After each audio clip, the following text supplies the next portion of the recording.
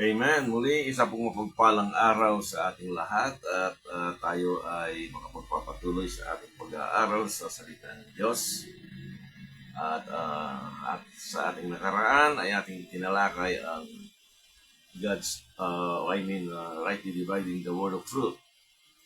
So, gaya ng ating sinabi na magbibigay tayo ng sharing sa salita ng Diyos on a everyday basis, no? So, sa ating pagpapatuloy today ay ating tatalakayin itong God's timeline, no? Dahil ito ay mga tatlong serye upang ating totally na matalakay. So, sa ating pag-aaral ng salita ng Diyos, ito ay kinakailangan na mayroon tamang paghati, no? Ang buong Biblia ay salita ng katotohanan, ano? Mula Genesis chapter 1 hanggang Revelation chapter 22 verse 21. Ano? Ngunit hindi lahat ng katotohanan sa salita ng Diyos sa Biblia ay para sa iyo, no? At sa akin. No? To give you an example, mayroon tayong mababasa, no? Hindi para sa atin. No? Gaya ng utos ng Diyos kay Ibn Adam, ano? Or gaya kay Noah, no? Mayroong utos para sa kanya ng Diyos na gumawa siya ng isang arko, no? At hindi naman para sa atin upang ito ay ating gawin. More than 85% of the entire scriptures were written for Israel, and some part of it ito ay para sa mga Gentiles, and some part of it para sa body of Christ. Kaya ito ang dahilan kung bakit dapat natin itong hatiin ng tama. Katulad ng isang cake, kailangan mong hatiin ito ng pantay-pantay. Otherwise, hindi makukuha ng isang tao ang nararapat para sa kanya. Sa Ephesians chapter 2 verses 11 to 12, ganito ang nakasulat. Kaya tandaan na kayo ng nakaraan ay mga hentil, no? Sa laman, no? Na tinatawag na di pagtutuli sa pamamagitan na tinatawag na pagtutuli. Sa laman na ginawa ng mga kamay. So, then in verse 12, na ng panahong yaon ay wala kayo kay Kristo, no?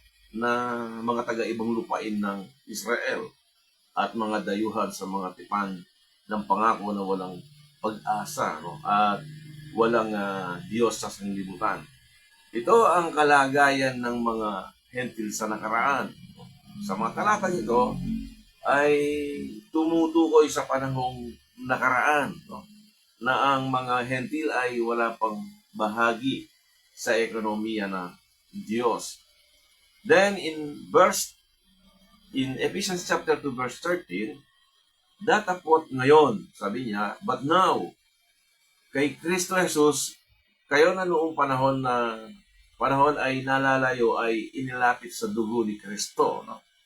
So sa talatang 13, makikita natin na mayroong bahagi sa salita ng Diyos na natapos ang isang panahon. No?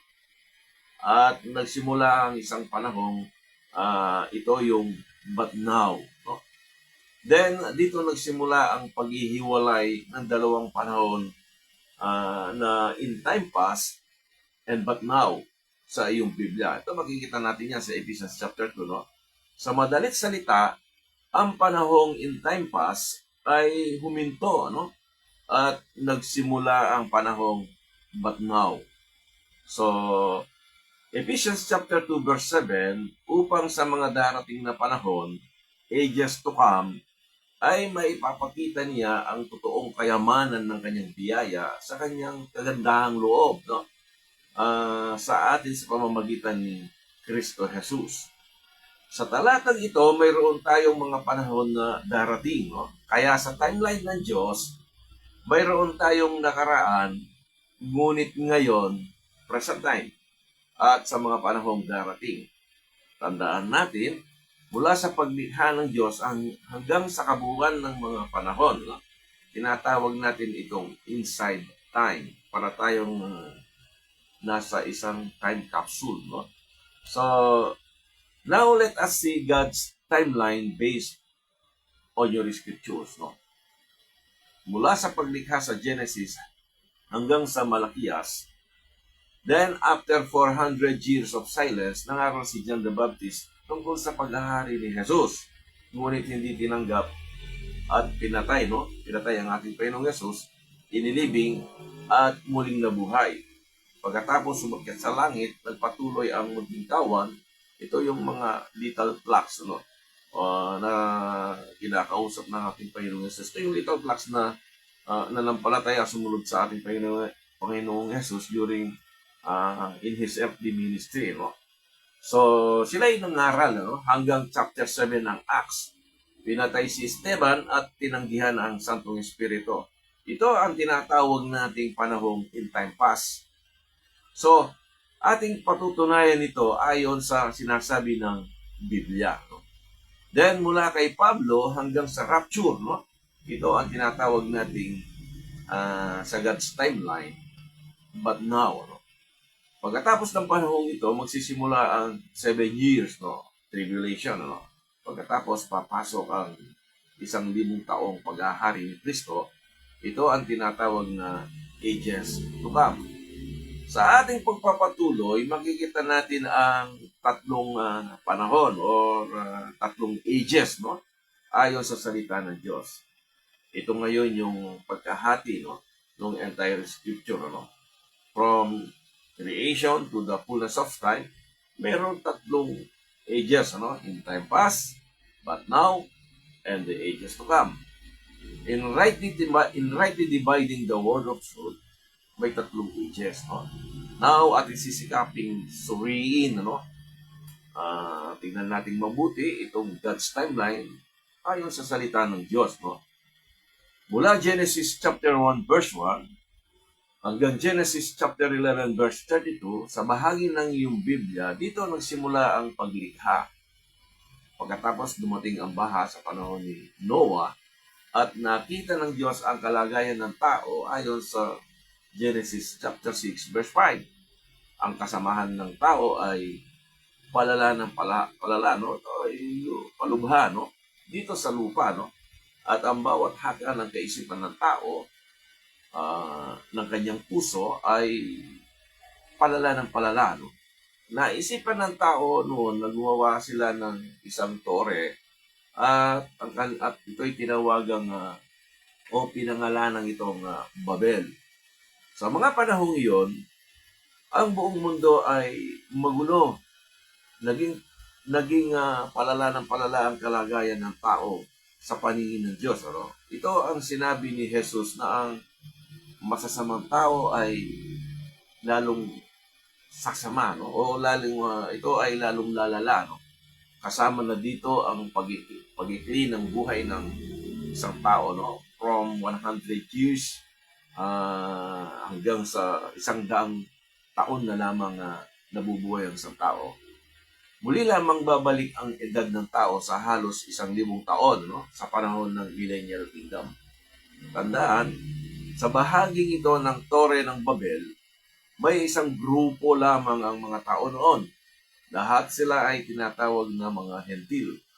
Walang Jacob, walang David, walang Solomon, walang Moses, at walang John the Baptist, no?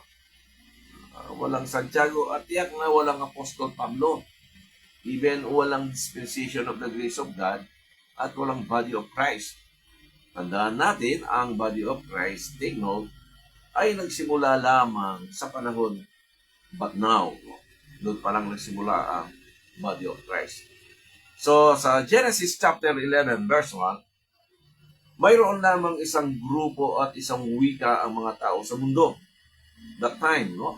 Ngunit ginulo ng Diyos ang kanilang wika at sila ay ikinalat, ano, sa iba't ibang bansa, no? Pagkatapos dito, mula sa Genesis chapter 11 hanggang Malakias, ang kalagayan ng tao ay gumulo, no? O pagulo, no? At mababa ang tingin ng Diyos sa tao, no? Sa kanila, no? Sa panahon na yon, iisa lamang ang grupo ng tao at sila ay mga hentil, no? At wala pang mga Hudyo that time. Nakita ng Diyos si Abraham mula sa lupain ng Ur, tinawag siya at may pinangako sa kanya. Basahin natin sa Genesis chapter 12 verse 1 to 3. Sinabi nga ng Panginoon kay Abraham, umalis ka sa iyong lupain at sa iyong mga kamag-anak at sa bahay ng iyong ama tungo sa isang lupain na aking ituturo sa iyo. Then in verse 2, at gagawin kitang dakilang bansa at pagpapalain kita at gagawin kong dakila ang iyong pangalan at ikaw ay magiging isang pagpapala. So, ito yung pangako ng Diyos kay Abraham. At in verse 3, at aking pagpapalain ang mga nagpapala sa iyo at aking susumpain ang sumusumpa sa iyo at magpapalain sa iyo ang lahat ng mga hanggan sa lupa. Ito ay referring to the Gentiles people. Then, dito nagsimula ang bansang Israel. Dito nagsimula ang bansang Israel. Pinili ng Diyos ang bansang ito at ang Diyos ay nakipagtipan sa kanila ng pagtutuli or circumcision. In Genesis chapter 17 verses 1 to 14, makikita natin dito, babasahin ko lang ang verse 10, ito ang aking tipan sa bansang Israel na inyong iingatan sa akin at sa iyo at sa inyong binhi pagkamatay mo. Dapat tuliin ang bawat batang lalaki sa inyo.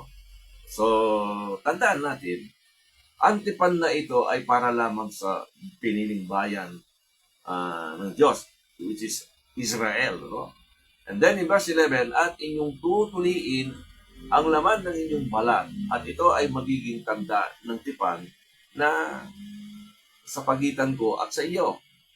Ang konteksto dito ay ang pagtutuli sa kanila, sa mga Jewish people, upang magkaroon ng pagkakaiba o distinction sa pagitan ng pagtutuli at ng hindi pagtutuli.